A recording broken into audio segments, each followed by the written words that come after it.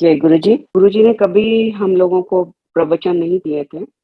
गुरुजी ने हमेशा कुछ बात से 1:1 बिठा के और कुछ इशारों से गुरुजी ने चीज़ों को समझाने की कोशिश की। और सबसे बड़ी बात गुरुजी ने ये सिखाई कि जो मैंने गुरुजी के मुख से सुना कि मैं बहुत कठिन यात्रा पे आया हूँ और लोगों को रिचुअल्स और वहमों से दूर करने आया हूँ।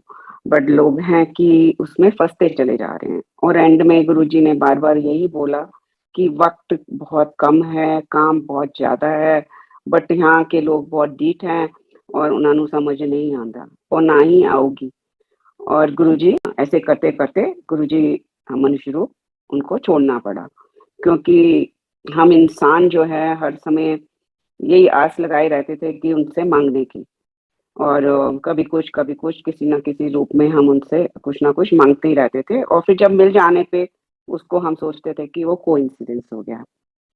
तो आज भी बहुत सारे लोग बहुत ही रिचुअल्स वगैरह में फँसे हुए हैं। गुरुजी ने एक बहुत सिंपल रास्ता बताया उस पे चलने का और उसमें कोई मुश्किल नहीं है कि गुरुजी का ये भी कहना था कि इतने सालों से जो तुम करते चले आ रहे हो, तो क्या मिला? और अगर उससे कुछ मिलता तो आज आप लोग यहाँ नहीं होते।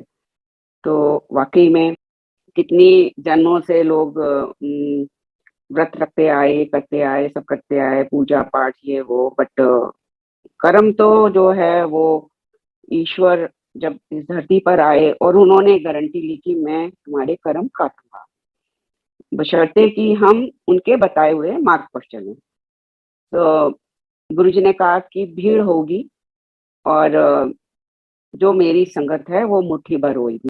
फिर गुरुजी ने एक चीज़ और बताई कि संगत जो है आंटी बेरी दे पेड़ वर्गे है। तो बेरी दा पेड़ जो है लद्या हुंदा है फल नाल। फिर ਉਹ ਇਸ ਤਰ੍ਹਾਂ ਦਾ ਹੁੰਦਾ ਹੈ ਕਿ ਜਰਾ-ਸਾ ਸੰਗਤ ਵੀ ਏਦਾਂ ਹੀ ਲੱਦੇਗੀ और मैं हल्का ਜਿਹਾ ਉਹਨਾਂ ਦਾ ਟੈਸਟ ਲਾਂਗਾ ਜਾਂ ਉਹਨਾਂ ਦੇ ਕਰਮ ਠੀਕ ਕਰ ਰਹਾਂਗਾ ਤਾਂ ਉਹ ਝੜ ਜਾਣਗੇ ਔਰ ਉਹ ਨੱਸ ਜਾਣਗੇ ਕਿ ਇੱਥੇ ਆ ਕੇ ਸਾਨੂੰ ਤੇ ਕੁਝ ਮਿਲਿਆ ਹੀ ਨਹੀਂ ऊपरों तकलीफां आ गई फिर और आंधी आएगी और आएगी और आएगी करते करते गुरु जी उसमें चटनी करते काफी संगत को ये बात बोली है गुरु जी ने कुछ कुछ संगत को बोला कि मेरे सत्संग करते जाना सो वही करवा रहे हैं वही बुलवा रहे हैं और इसमें जो है संगत को अगर जो लेना चाहे आंसर उनको मिलते हैं क्योंकि इस तरह का भी एक मेरा गुरु जी के साथ का सत्संग है कि गुरु जी जब मुझे भेजा करते थे कार्ड्स लेकर पहले कार्ड्स नहीं बांटते थे गुरु जी के स्टार्टिंग में जब हम वहाँ आए पर धीरे-धीरे जब गुरुजी कुछ कार्ड्स लीफलेट की तरह आते थे उनके पास और वो मुझे भेजते थे कि जाके डोर टू डोर वंडिया। तो मैं वो गड्डी लेके कई बार गिनती थी उसमें 110, 115 इस तरह होते थे कार्ड्स। तो 1 महीना पहले मेरे हाथ में आ जाते थे वो और उनको लेके जाना गुरुजी ने बोला lane to lane, door to door वंडिया। तो हमारी वहाँ लेन सिस्टम है। तो मैं उनको लेके जाती थी और हाथ में और कई बार मन में लगता था कि जैसे लोग लेके आते हैं माँगने के लिए, कोई चंदा लेने, कुछ लेने, तो लोग भी मुझे यही सोचेंगे कि मैं माँगने वाली हूँ। तो कहीं गार्ड्स होते थे किसी कोठी के आगे, तो मैं वो घर छोड़ देती थी, भई गार्ड क्या सोचेगा कि कहीं मुझे झिड़क के भगा ना दे कि इस तरह से, उस तरह से, कहीं कुत्ते हैं, कहीं कुछ है। इस तरह मैं देखती थी और मेरे दिमाग में चलता रहता था कि मैंने कहाँ जाना है, किसको देना है एंड ऑल। तो उस हिसाब से मैं काम करती थी और जिस जहाँ कभी किसी ने इंटरेस्ट दिखा दिया घर में बिठा के चाहे कॉफ़ी पिला दी, तो उसको मैं और ज़्यादा बंडल का बंडल दे आती थी 8-10 कार्ड्स कि आप आगे अपने परिवार वालों को दे देना। तो इस तरह से मैं करती थी और एक दिन गुरुजी ने मुझे पकड़ लिया और बोला कि आंटी सारे कार्ड वंडी आई? मैंने कहा हाँ जी गुरुजी वंडी आई। तो कहते हैं किथे-किथे दे के आई? फिर मैंने बताया कहते हैं मैं तेनू कहा सी डोर टू डोर। मैंने कहा हाँ जी गुरुजी। तो कहते डोर टू डोर का मतलब पता है तेनू? मैंने कहा मैं गुरुजी की शक्ल देख रही थी तो गुरुजी कहते हैं डोर टू डोर का मतलब होता है लेन दे एक नुक्कड़ एक लेन फड़ ले एक दिन ਉਹਦੇ ਨੁੱਕੜ ਵਿੱਚ ਖੜੀ ਹੋ ਜਾ ਔਰ ਜਿੰਨੇ ਵੀ ਘਰ ਬਣੇ ਹੋਏ ਆ ਸਾਰਿਆਂ ਨੂੰ ਦੇ ਕੇ ਆਣਾ ਇਹ ਨਹੀਂ ਕਿ ਇੱਥੇ ਗਾਰਡ ਖੜੇ ਹੈ ਸਿਕਿਉਰਿਟੀ ਵਾਲੇ ਖੜੇ ਹੈ ਇੱਥੇ ਕੁੱਤੇ ਹੈਗੇ ਤੈਨੂੰ ਕੋਈ ਕੁਝ ਨਹੀਂ ਕਹੂਗਾ ਕੋਈ ਨਹੀਂ ਕਹੇਗਾ ਤੂੰ ਮੰਗਣ ਵਾਲੀ ਹੈ ਤੈਨੂੰ ਮੈਂ ਬਹੁਤ ਚੰਗੀ ਸ਼ਕਲ ਸੂਰਤ ਦਿੱਤੀ ਹੈ ਤੇ ਤੈਨੂੰ ਕੋਈ नहीं सोचेगा तू मंगन वाली है तो मैं इतनी हैरान हुई उस वक़्त कि गुरुजी न्यू एवरीथिंग। मैंने कहा गुरुजी मैं सबको देख के आती हूँ और जब किसी के घर आप जाते हो और नए लोग हैं, उनको सत्संग भी शेयरिंग करवाते थे गुरुजी। वो उनके कर्म काटने का तरीका था। तो मैंने उनको बोला, गुरुजी कोई आता तो है नहीं, तो आप बार बार भेजते हो वहां पे। तो गुरुजी कहने हैं, ये तेरा कम नहीं है, तेरा कम है जो मैं क्या ओनू करना, बाकी ओ मैं देखना आगे, किन्नू बुलाना है, कद बुलाना है, किसने आना है, किसने नहीं आना, ये गुरुजी की लीला है। गुरुजी जो हैं अपने हिसाब से सारे काम करते हैं, और कहाँ पे किसको भेजना है ये भी उनका प्रताप है। और हम तो खाली एक मोहरे हैं, इट्स लाइक शतरंज के मोहरे होते हैं, और किसको कौन सी चाल के लिए आगे करना है गुरुजी ने, वो गुरुजी करते हैं। तो बैसाखी के एक फंक्शन में गुरुजी ने बोला कि लोगों नु कह दे जो मंगनगे वो मिलूगा। एक मिसेस सीता चांद होती थी, श्रीलंका में रहते थे हम लोग, काफी साल श्रीलंका रहे। तो वहां से हम लोग वापस आए तो उनके हस्बैंड की डेथ हो चुकी थी, उनकी दो बेटियां थी, उनकी अपनी फैमिली से बिल्कुल नहीं बनती थी। तो उन्होंने ये कहा, डिसाइड किया कि मैं इंडिया आ जाती हूँ तेरे पास। मैंने कहा आ जाओ, नो प्रॉब्लम। तो वो अपना सब कुछ बिजनेस वगैरह वाइंड अप करके इंडिया आ गए।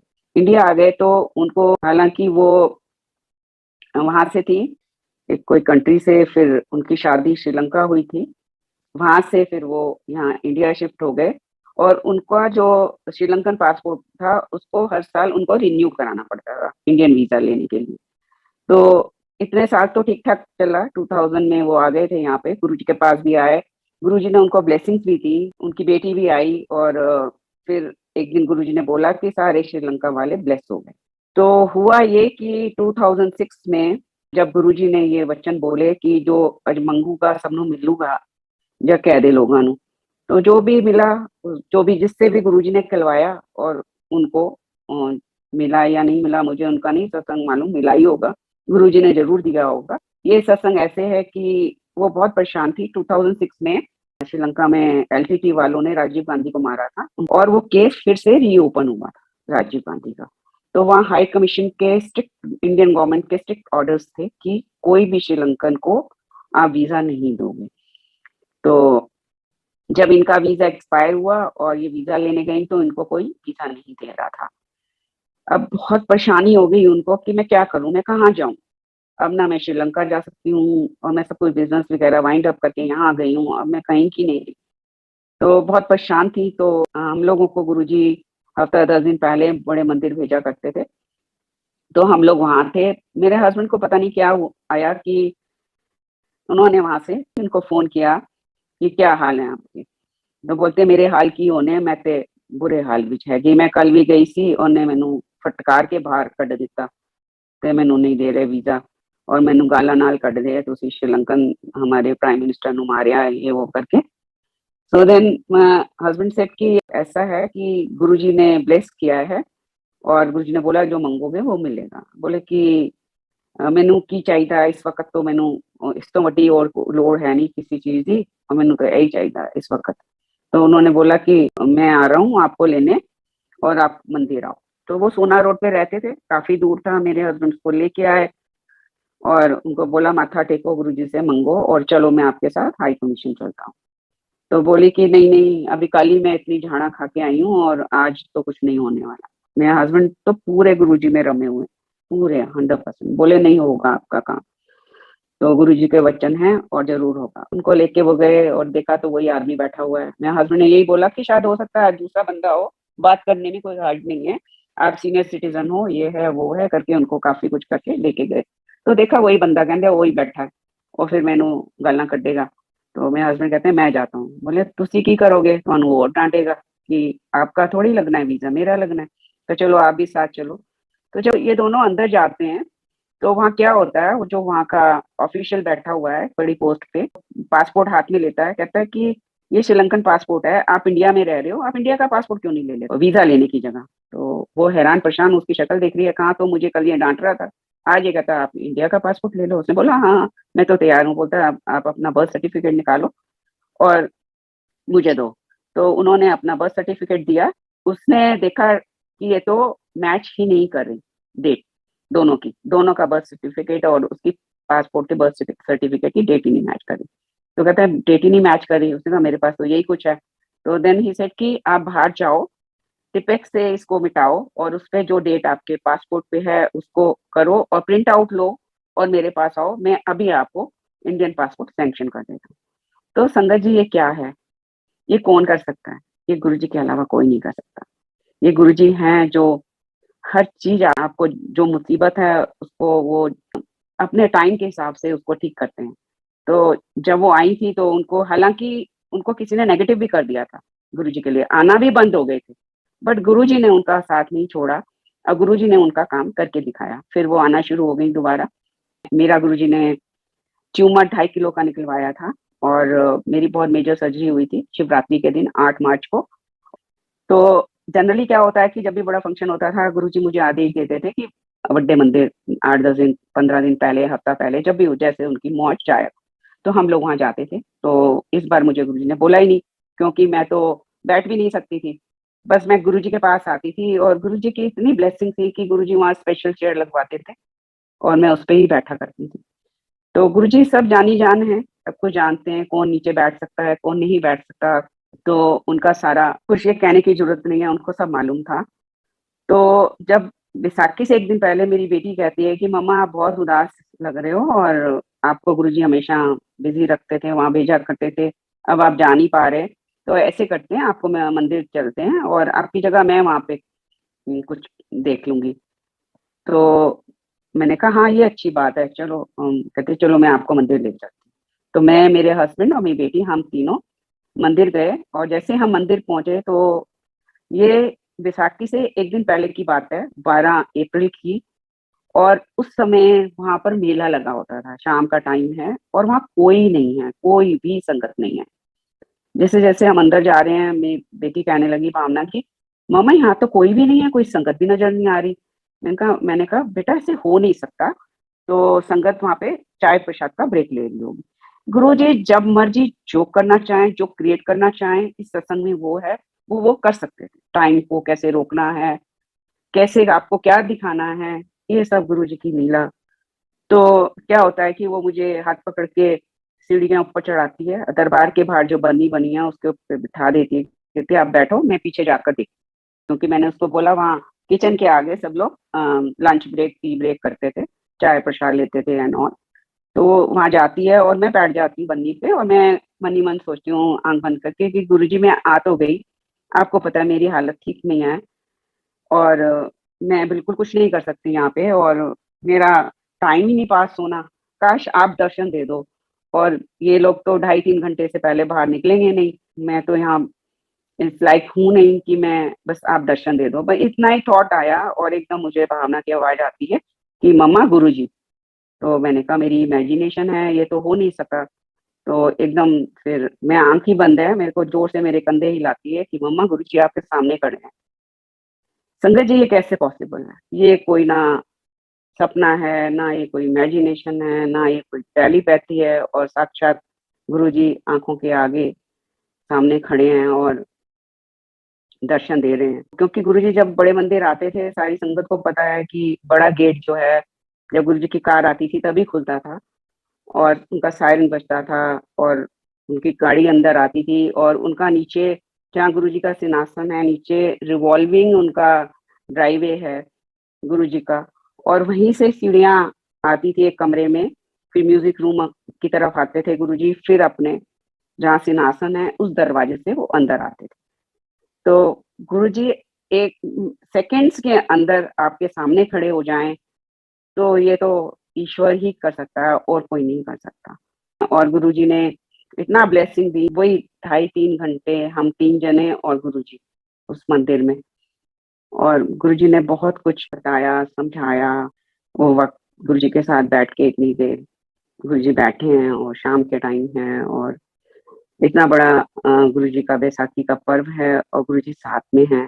गुरुजी ने बोला कि डिवोर्स भी होंगे, कैंसर भी होंगे आने वाले टाइम में, शुगर भी होएगी, इस तरह फैलेगा।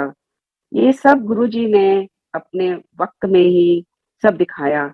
मेरी लाइफ में गुरुजी ने ही मेरी बेटी का डिवोर्स कराया, शादी कराई, खुद कराई जब वो मनुष्य रूप में थे। मुझे कैंसर हुआ, दर्शन देके मुझे बताया। मेरे हस्बैंड को गुरुजी के मनुष्य रूप में शुगर हुई और बहुत हाई लेवल की हुई। ये उनका कल्याण करने का तरीका था। ऐसे बहुत संगत है जिनके बच्चों के गुरुजी ने करवाए, बट ये उनका कल्याण करने का, कर्म काटने का तरीका था। ये नहीं कि अगर हमारी लाइफ में ये सब कुछ हो गया तो बस जी सब कुछ खत्म हो गया। आज गुरुजी ने इतनी शक्ति दी है, इतनी हिम्मत दी है कि मैं इसको दावे के साथ गुरुजी बुलवा रहे हैं और मैं इसको, इसमें मुझे कोई शर्म नहीं। ये गुरुजी ने हमारे कर्म काटे हैं। और गुरुजी ने एक बार मुझे बताया कि 2003 की बात है, मुझे अच्छे से याद है, वो नवंबर एंड का कुछ तारीख थी जिसमें 23 नवंबर थी या कुछ ऐसे था, वो डेट अच्छे से नहीं याद, बट ये था, मुझे नवंबर मंथ था। और उस दिन 70,000, इतना शोर मचा हुआ था कि 70,000 शादियां हैं दिल्ली दिल्ली में। तो और हर चीज जो है इतनी महंगी मिल रही थी, जगह नहीं मिल रही थी, और पंडितों की डेट निकाली हुई थी। तो गुरुजी ने एक दिन रात को मेरे पास बैठे थे, मुझे बोलते हैं कि ढकोसलेबाजी मचा रखी है पंडिता ने, ये शुभ मुहूर्त कढ़िया है, इन्ने ब्याह हो रहे हैं, लोग लुट रहे ने, पैसे बर्बाद हो रहे ने, औने पौने दामां विच, लाइक पता नहीं डबल ट्रिपल दामों में चीजां बिक रही ने। ਇਹਦੇ ਵਿੱਚੋਂ 80% ਗੁਰੂ ਜੀ ਨੇ ਬੋਲਾ डिवोर्स हो जाएंगे। ये पंडितां दी ढकोसलेबाजियां ने, पंडितां दा शुभ मुहूर्त है। और जो 15 ਤੋਂ 20% ਵਿੱਚ ਜੋ ਬਚਣਗੇ ਉਹ ਗਲਦੇ ਸੜਦੇ ਹੋਏ ਲੜਾਈਆਂ ਕਰਦੇ ਹੋਏ ਆਪਣੇ ਜੀਵਨ ਕੱਟਣਗੇ, ਸਾਰਾ दिन कलेशा में जीवन ਕੱਢੇਗਾ, और कोई एक या दो तीन ब्याह जो है 100 ਵਿੱਚੋਂ सक्सेसफुल होंगे। सो ये गुरु जी की बात थी, और गुरु जी के वचन हैं, और जो कि बिल्कुल सच है। ये इसमें सच्चाई है बिल्कुल। आज जो गुरु जी करवाते हैं हम लोगों की लाइफ में, वो एक भले के लिए ही करवाते हैं, उसमें कुछ कर्म ही कटवाते हैं। ऐसा जो है गुरु जी ने हम लोगों को बोला, और मेरा भी वो ही मानना है ये, क्योंकि गुरु जी के वचन जो हैं स्वर्ण अक्षरों पे क्या, उनके लिए तो कुछ वर्ड भी नहीं, डायमंड्स भी नहीं सूट होते। ये गुरु जी हैं जो वचन दिए और वो सिद्ध होते हैं। उस दिन, जिस दिन बैसाखी वाले दिन, फिर गुरुजी ने संगत को बोला कि कुछ कुछ सोलो डांसेस करवाए, फिर कुछ कुछ लोगों को खड़ा किया, फिर एंड में गुरुजी ने बोला कि सारी संगत खड़े होकर डांस करेगी। तो सब लोग खड़े हो गए, मैं भी खड़ी हो गई, और मैं अच्छे से डांस करने लग गई। इतने में गुरुजी सिंगला आंटी को मेरे पास भेजते हैं, कहते हैं कि ये तो कमली है, मैनू क्या है कि हुण बस गुरु का आदेश मान लिया, हुण आराम नाल बैठ जाए, नहीं तबीयत ठीक नहीं है कि इतनी जोर नाल डांस नहीं करना है, इतने टाइम तक नहीं करना है। तो ये गुरुजी हैं, गुरुजी आपकी हर चीज को जानते हैं, और सारी संगत को इतना प्यार करते हैं कि मेरे पास वर्ड्स नहीं है कि इतनी छोटी छोटी चीज का भी गुरुजी ख्याल रखते हैं। जब गुरुजी ने बोला मंगो, तो अब मुझे समझ नहीं आ रहा था, हम बड़े मंदिर के दरबार के बाहर वाइपर लेके उसको धुलाई कर रहे थे, और दो तीन लोग आगे होते थे, एक दो लोग पीछे होते थे, फिर एक दो लोग और पीछे होते थे, इस तरह से पानी निकाला जाता था। तो ऐसे ही मैं सोचती रही कि गुरुजी मैं क्या मांगू, मैं क्या मांगू, ऐसे दिमाग में चल रहा था, और मैं ऐसे ही गुनगुनाने लगी, दाता रख चरना दे कोल, चरना दी मौज बड़ी। और मेरी आवाज इतनी खराब है, और जैसा कि सत्संग में भी आप लोग सुनते हो, मेरी आवाज में कोई वो नहीं है, और मुझे खुद अपनी आवाज नहीं पसंद। तो गुरुजी कहते थे बुलंद आवाज है, सुरीली आवाज तो कहीं से भी नहीं है। तो मैं ऐसे गाने लगी जोर जोर से, एकदम ही म्यूजिक रूम में, जबकि पुरानी संगत सब ये बात जानते हैं कि ऐसे कभी शब्द नहीं लगता वहां पर। और जब हम लोग सेवा कर रहे होते थे तो कभी नहीं ऐसे एकदम अचानक से शब्द चल जाए, और वो शब्द चला सेम का सेम, दाता रख चरना दे कोल, चरना दी मौज बड़ी। ये गुरुजी ने वहां बुलवाया, और ये एकदम शब्द बजा, और जोशी अंकल पीछे थे वाइपर के साथ, और कहते हैं कि आंटी कुछ और भी मंगया होंदा, वो भी मिल जाना सी आज। तो उनको भी बोला होगा गुरुजी ने ये वाली बात, कुछ कुछ संगत को बोली थी, संगत को जो मंगोगे मिलेगा। आज मुझे ये स्ट्राइक होता है कि इस शब्द में तो बहुत बड़ी व्याख्या है कि जो गुरु के शिष्य हैं वो क्या मांगते हैं, दाता रख चरना दे कोल, चरना दी मौज बड़ी। और चरना दी मौज को लेना चाहते हैं। चरणों की जो मौज है, उससे बड़ी मौज और कोई है ही नहीं इस दुनिया। और गुरु जी ने जो मौज दिखाई हम लोगों को आज भी करा रहे हैं, और उसके लिए तो वर्ड्स ही छोटे पड़ जाते हैं।